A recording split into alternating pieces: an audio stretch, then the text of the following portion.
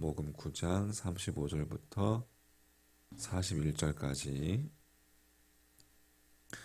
예수께서 그들이 그 사람을 쫓아냈다는 말을 들으셨더니 그를 만나사 이르시되 내가 인자를 믿느냐. 대답하여 이르되 주여 그가 누구시오니까 내가 믿고자 하나이다. 예수께서 이르시되 내가 그를 보았거니와 지금 너와 말하는 자가 그이니라. 이르되 주여 내가 믿나이다 하고 절하는지라. 예수께서 이르시되 내가 심판하러 이 세상에 왔으니 보지 못하는 자들은 보게 하고 보는 자들은 맹인이 되게 하려 함이라 하시니, 바리새인 중에 예수와 함께 있던 자들이 이 말씀을 듣고 이르되 우리도 맹인인가. 예수께서 이르시되 너희가 맹인이 되었더라면 죄가 없으려니와 본다고 하니 너희 죄가 그대로 있느니라. 아멘. 자, 바른 사회는 어떻게 해서 이루어질까? 어떤 제도나 또 구조의 개선만으로 이루어지는 것이 아니라 그 사회의 구성원, 그 개인이 바른 삶을 살 때 그때 비로소 가능한 거죠.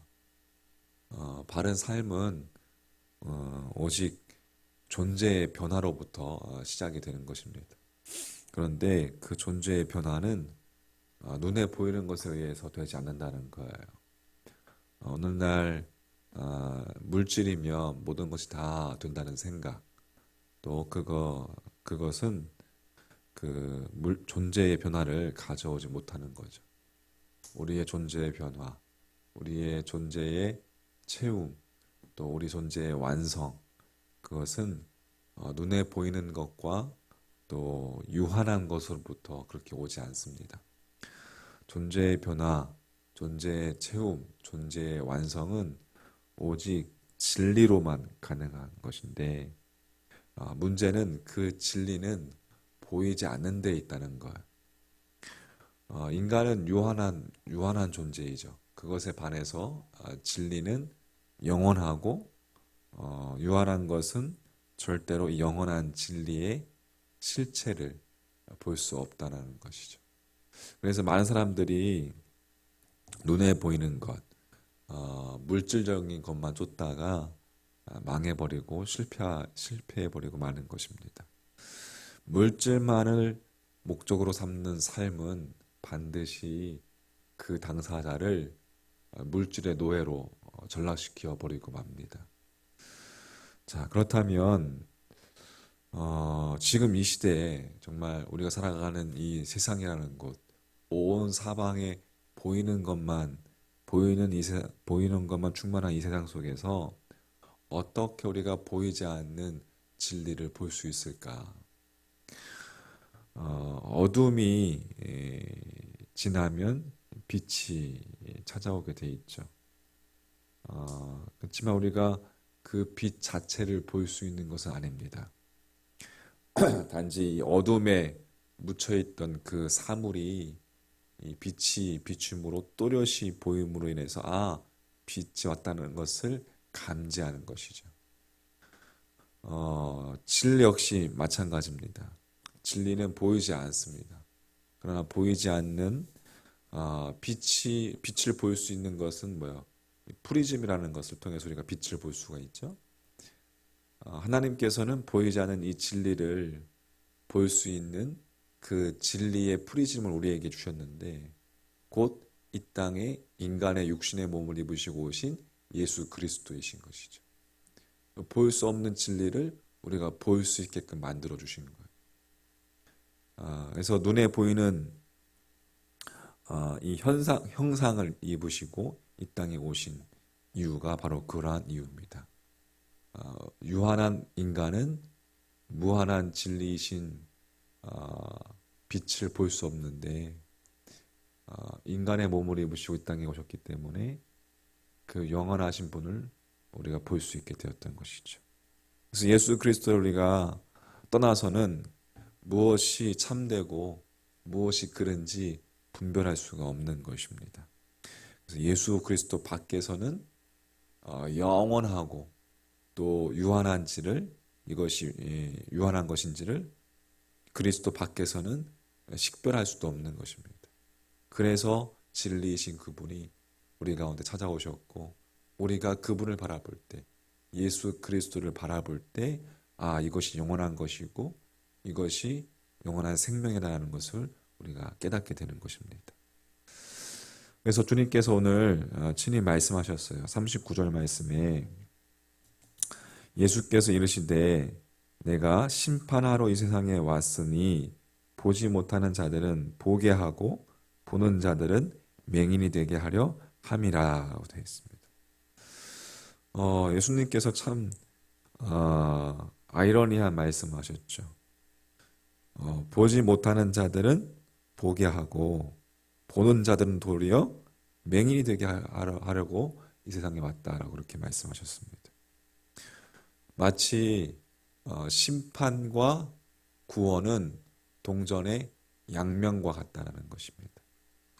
심판에서 제외되는 것이 구원이고 구원에서 벗어나는 것이 심판이다.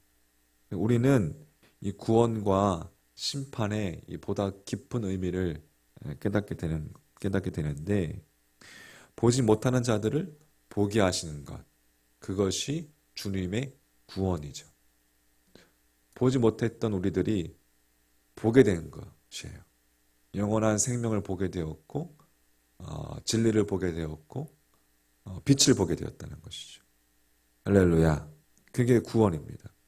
이 세상에서 보이는 것을 하늘만큼 높이 쌓아둔다고 할지라도 우리가 훗날 생명이 다하는 날, 땅속에 묻히는 날, 그 무엇도 자기 생명을 책임져 줄 수 없음을 깨달아 보이지 않는 영원한 진리를 우리가 보고 추구하는 자, 우리가 스스로 우리의 생명을 책임져 줄 수 없다는 것을 깨닫게 된다면 영원한 진리를 보고 영원한 생명을 추구하는 자, 바로 그 사람이 예수 그리스도 안에서 영원한 생명을 얻을 수 있는 것입니다.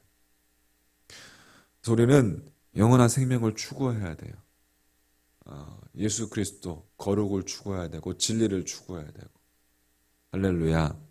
반면에 심판이라는 것은 보는 자들을 맹인이 되게 하는 것입니다.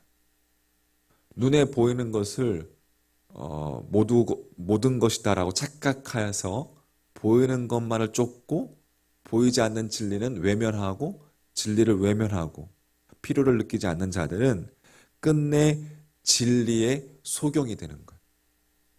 진리를 볼 수 없는 맹인이 돼서 그 구원에서 제외되는 것, 그것이 바로 심판입니다.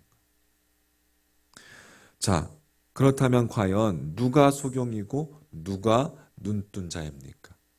진리이신 예수 그리스도를 바라보는 자, 진리이신 예수 그리스도를 믿는 자가 눈을 뜬 자이고 그의 눈이 육신적으로 봤을 때는 비록 소경일지라도 그는 구원받은 자이고 눈뜬 자임에 틀림이 없는 것입니다.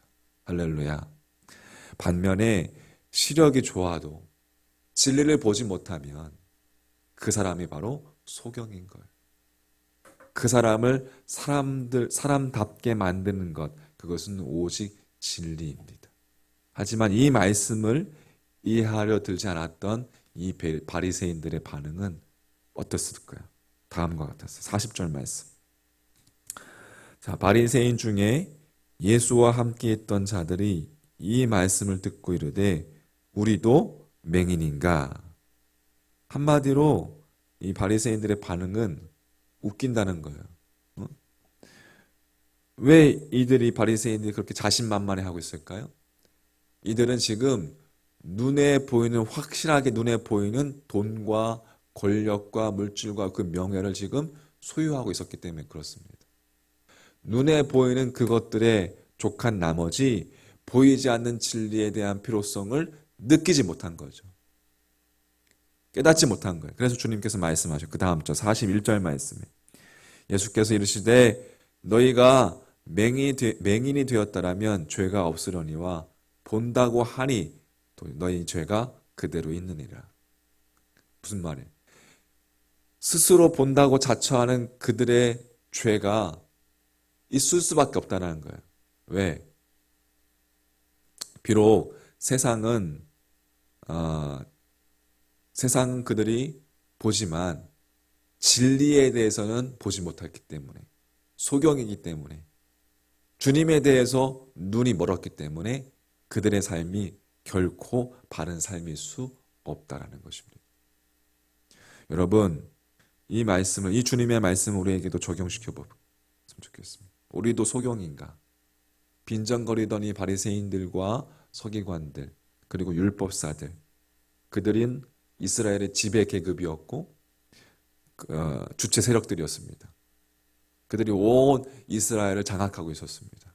하지만 이스라엘은 그들에 의해서 새로워지지 못했습니다. 자, 우리가 이 말씀을 적용시킨다면 오늘도 자신에게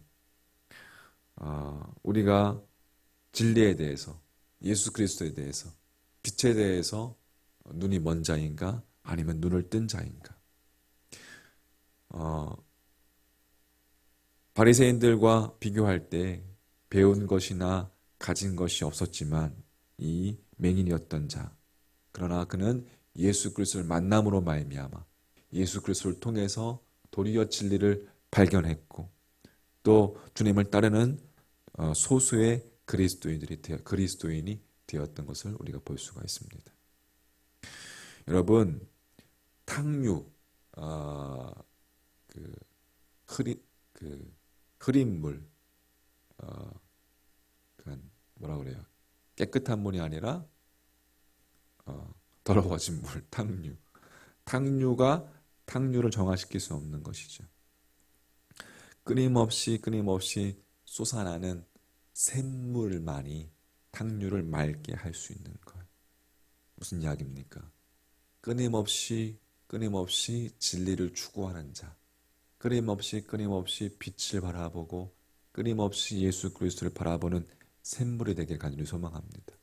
그때 새로운 존재가 될 수 있고 정화시킬 수 있고 세상을 변화시킬 수 있고 우리의 삶을 그렇게 변화시켜 나가는 존재가 될 수 있는 것입니다. 자, 설교 초반에 이야기했듯이 존재의 변화, 존재의 채움, 존재의 완성은 우리 스스로 이룰 수 있는 것이 아니라 진리를 추구하는 자, 예수 그리스도를 바라보는 자, 빛을 바라보는 자, 그렇게 우리가 그 주님을 바라볼 때 새로운 존재의 변화, 또 우리 안에 주님으로 채울 때 우리의 존재의 채움이 이루어지는 것이고 그렇게 주님을 닮아갈 때, 쫓을 때, 따를 때 존재의 완성에 이르게 되는 것이죠. 구원에 이르게 되는 것입니다.